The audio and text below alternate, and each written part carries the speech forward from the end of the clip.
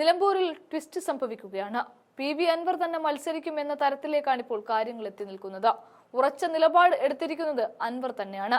രാജിവെച്ച അന്നു തൊട്ട് ആരായിരിക്കും സ്ഥാനാർത്ഥി എന്ന കാര്യത്തിൽ ഒരു പാർട്ടിയിലും ചർച്ചകൾ പുരോഗമിക്കുകയല്ലാതെ സ്ഥാനാർത്ഥി പ്രഖ്യാപനം ഇതുവരെ നടക്കാത്ത സാഹചര്യത്തിൽ മുസ്ലിം ലീഗ് UDF സ്ഥാനാർത്ഥിയെ വിജയിപ്പിക്കുക എന്ന് പറഞ്ഞ് ചുവരെഴുത്തടക്കം തുടങ്ങി പ്രചാരണ രംഗത്തേക്ക് കടന്നു കഴിയുമ്പോഴാണ് PV അൻവർ അടുത്ത വെടിപൊട്ടിക്കുന്നത്.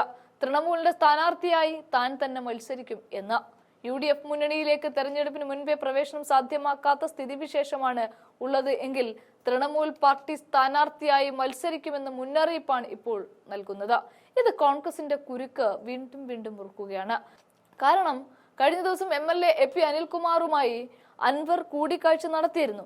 ഏകദേശം അരമണിക്കൂർ ആ കൂടിക്കാഴ്ച നീണ്ടുപോവുകയും ചെയ്തു എങ്കിലും ബലത്തിൽ ഒരു തീരുമാനവും സ്ഥാനാർത്ഥി പ്രഖ്യാപനത്തിന്റെ കാര്യത്തിൽ ഉണ്ടായിട്ടില്ല.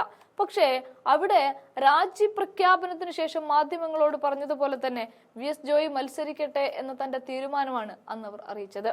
അതായത് തനിക്കെതിരെ മുൻപ് മത്സരിച്ച ഷൗക്കത്ത് തന്റെ ആനുകൂല്യത്തിൽ മത്സരിക്കേണ്ട എന്ന തരത്തിലുള്ള ഒരു രാഷ്ട്രീയ കർവുണ്ടല്ലോ, ആ കർവാണ് ഇപ്പോൾ അൻവറിന്റെ ഭാഗത്തു നിന്നുണ്ടാവുന്നത്. LDFുമായുള്ള ബന്ധം ഉപേക്ഷിച്ചതു മുതൽ PV അൻവർ UDF പ്രവേശനത്തിനായി 18 അടവും പയറ്റി വരികയാണ്. അതിന്റെ ഭാഗമായാണ് ഇപ്പോഴത്തെ സമ്മർദ്ദ നീക്കങ്ങൾ. സ്വന്തം പാർട്ടി രൂപീകരണ ശ്രമം മുതൽ തൃണമൂൽ കോൺഗ്രസ് വരെ എത്തി നിൽക്കുന്ന അൻവറിന് മുന്നിലുള്ള അവസാന അവസരവുമാണ് ഈ നിലമ്പൂർ ഉപതെരഞ്ഞെടുപ്പ്. തെരഞ്ഞെടുപ്പിന് മുൻപ് UDFിൽ പ്രവേശനം നേടാനായില്ല എങ്കിൽ അത് തന്റെ രാഷ്ട്രീയ ഭാവിയെ തന്നെ ബാധിക്കുമെന്ന തിരിച്ചറിവിന്റെ വ്യക്തമായ കണക്കുകൂട്ടലാണ് അൻവറിനുള്ളത്. എന്നാൽ ഇവിടെ സ്ഥാനാർത്ഥി പ്രഖ്യാപനവുമായി കോൺഗ്രസ് പറഞ്ഞ ചില കാര്യങ്ങളുണ്ട്. ജോയിക്ക് വേണ്ടിയാണ് അൻവർ വാദിക്കുന്നത്. എന്നാൽ മലബാറിൽ മുസ്ലിം MLA ആയി T സിദ്ദീഖ് മാത്രം അവശേഷിക്കുന്ന പശ്ചാത്തലത്തിൽ മുസ്ലിം സ്ഥാനാർത്ഥി വേണമെന്നാണ് കോൺഗ്രസിലും മുന്നണിയിലും പൊതുവെ ഉയർന്ന വികാരം.